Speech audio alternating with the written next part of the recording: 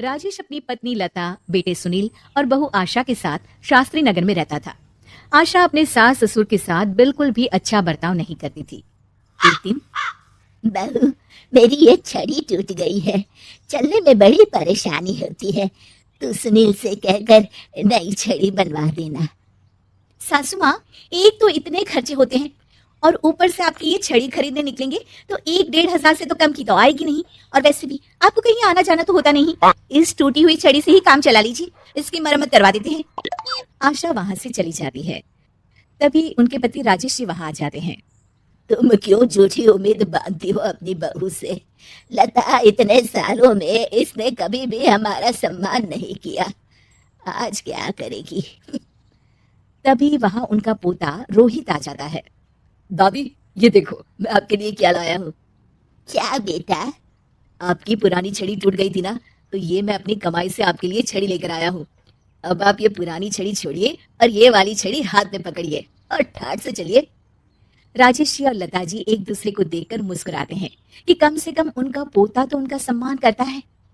एक दिन सुनील अपने पिता के पास आता है और कहता है, पिताजी, आपने हमारा पुराना वाला घर अभी तक क्यों रखा है? मैंने कितनी बार कहा है कि हमें वो घर बेच देना चाहिए, अच्छे दाम मिल जाएंगे। मैं भी तो कितनी बार कह चुका हूँ कि वो घर मेरे जीते जी नहीं बिक सकता। वो हमारा पुश्तैनी घर है। ओफो पिताजी, कब तक इन पुश्तैनी घर को संभाल के रखेंगे? अब छोड़ भी दीजिए मोह माया, आपके पूजा पाठ के दिन है, कहाँ आप एक घर के मोह में लगे हुए हैं। घर का मोह नहीं है बेटा, कुछ चंद यादें हैं, उनका मोह है। पर तुम ये बात नहीं समझोगे। आपसे तो बात करना ही बेकार है। लता जी और राजेश जी अपने बहू बेटे के इस दुर्व्यवहार से बहुत दुखी होते हैं। उनके बहू बेटे उनके साथ दुश्मनों जैसा बर्ताव करते थे। एक दिन जब रोहित घर आया तो देखता है कि उसकी माँ आशा अपनी सास को भला बुरा कह रही होती है। आप दोनों ने तो हद कर रखी है, बस हर वक्त कोई ना कोई मांग रहती है आपकी। अरे बहू, मैंने तो बस इतना ही कहा कि तेरे ससुर जी को ठंडे पानी से नहाने में तकलीफ होती है, तो इनके लिए गर्म पानी कर दिया कर। अगर मेरे हाथ पांव चल रहे होते ना तो मैं ही कर देती, तुझसे ना कहती। हाथ पांव तो अभी भी चलते हैं सासू माँ आपके, बस आप चलाती नहीं है। क्या मैं नहीं जानती कि ये सब नाटक है आपका, ताकि सारा काम मुझे ही करना पड़े। आशा वहां से चली जाती है और रोहित अपनी दादी के साथ इतना दुर्व्यवहार होता देख गुस्से से तिल मिला जाता है। वो गुस्से में अपनी माँ के पास जाता है। माँ, ये तुम किस तरह से दादी से बात करती हो? अरे तुझे नहीं पता बेटा, उनके तो 50 नाटक रहते हैं। खैर तू ये सब छोड़, मुझे तुझसे एक बात करनी है, और वो भी खुशखबरी वाली। कैसी खुशखबरी माँ? अरे तेरे पिताजी ने अपनी दोस्त की बेटी मेघा से तेरा रिश्ता तय कर दिया है। क्या मेघा से?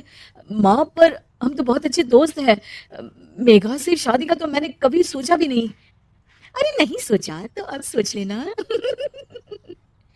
रोहित और मेघा बाहर एक दूसरे से मिलते हैं और बातें कर रहे होते हैं।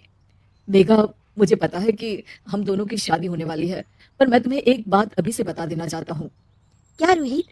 यही कि मेरी माँ एक अच्छी सास नहीं बनेगी, क्योंकि वो एक अच्छी बहू नहीं है। पर रोहित, आंटी को तो मैं बचपन से जानती हूँ, वो तो बहुत अच्छे स्वभाव की हैं। वो स्वभाव पता नहीं मेरे दादा दादी जी के लिए क्यों नहीं दिखता।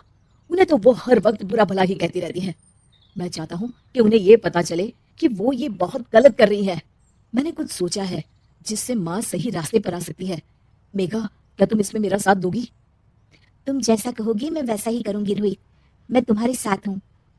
मेघा और रोहित दोनों की शादी हो जाती है और मेघा अब आशा की बहू बनकर उनके घर आती है।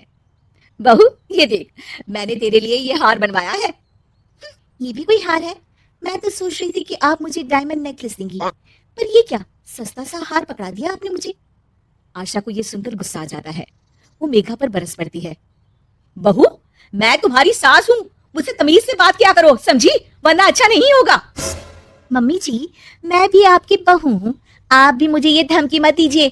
मेरे पिताजी वकील हैं, अगर आपने मुझ पर कोई भी अत्याचार किया ना, बस एक ही बारी में अंदर करवा दूंगी। हाँ। मेघा रोहित की तरफ देखकर मुस्कुराती है। लता जी और रमेश जी देखते रह जाते हैं।